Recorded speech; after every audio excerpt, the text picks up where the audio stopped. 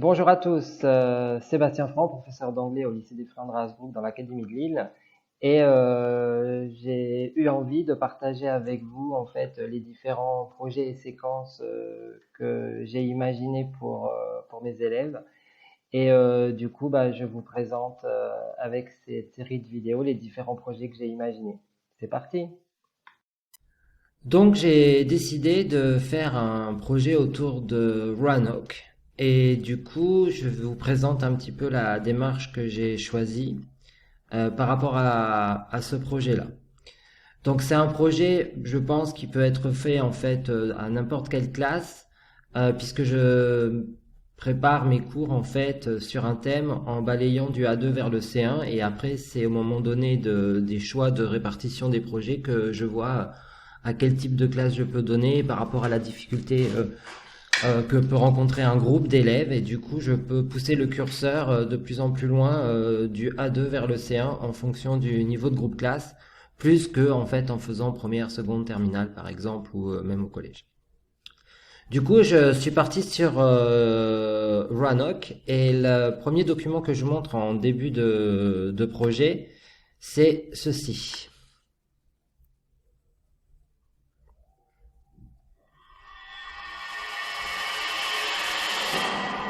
You only think you know the story. Opening bid, 21,000. What is your bid? What's wrong with the property? Hurricanes. You don't want this house. Going once, going twice. Sold, $40,000. From the very first moment, I felt danger there.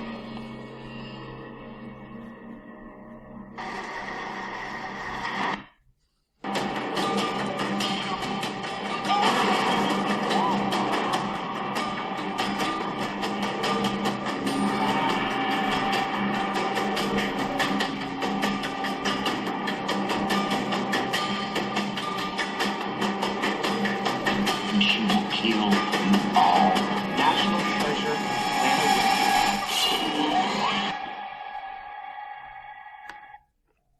Donc, je passe le trailer. Donc c'est le trailer de la saison 6 de American Horror Story.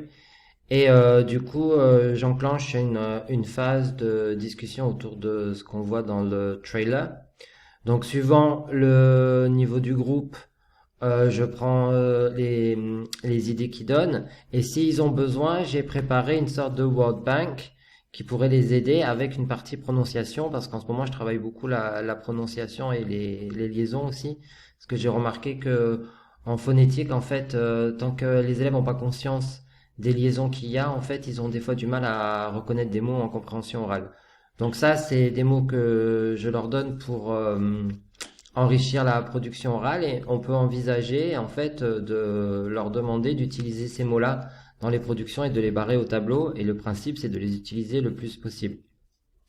On peut sinon partir de ces mots-là au début pour expliciter les choses en leur faisant trouver les définitions avant la projection du trailer comme base de vocabulaire de début.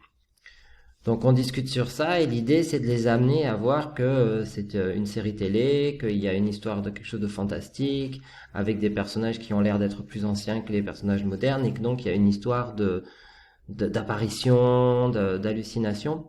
Et du coup le titre donc Roanoke, et du coup on se pose la question qu'est-ce que ça peut être. Donc l'ayant testé cette semaine, j'ai eu c'est l'endroit où il y a la maison, c'est ça, donc on commence à amorcer cette idée-là.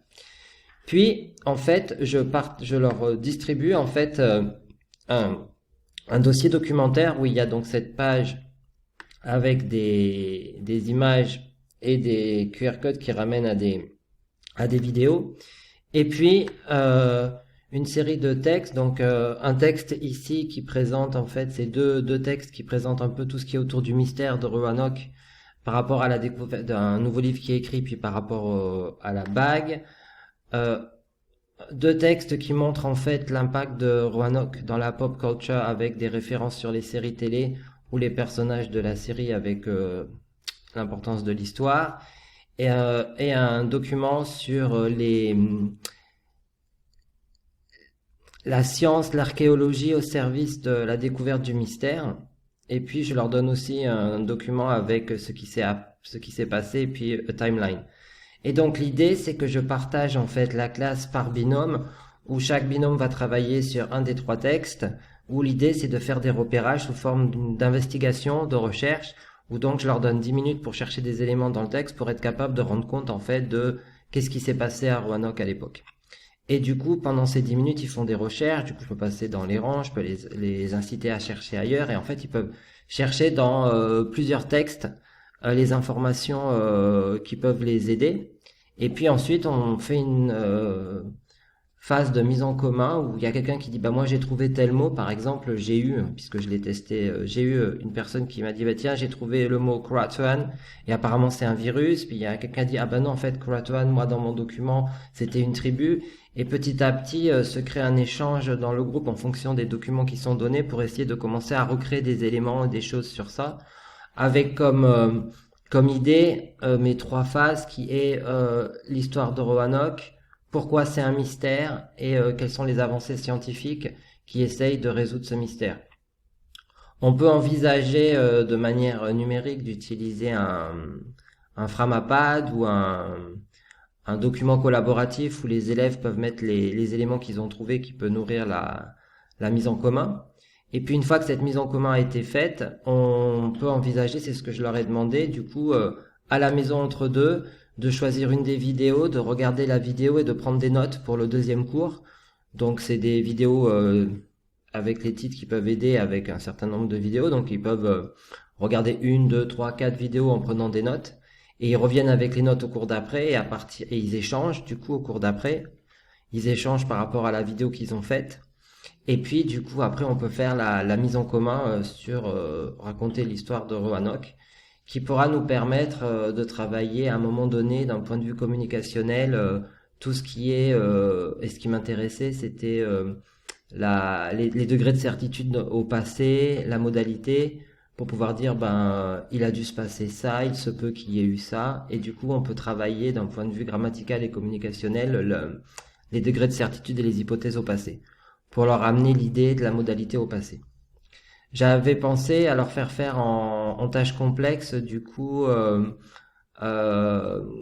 j'avais au début l'idée de leur faire écrire des documents qui auraient pu être laissés par les colons, par exemple, qu'on retrouvait, qui expliquaient les choses. Ça pouvait être une idée. Mais je pense que je vais plus leur donner comme idée, comme on est dans un truc d'investigation, la possibilité de se poser la question de quelle tâche complexe ils auraient envie de faire par rapport à cette thématique-là.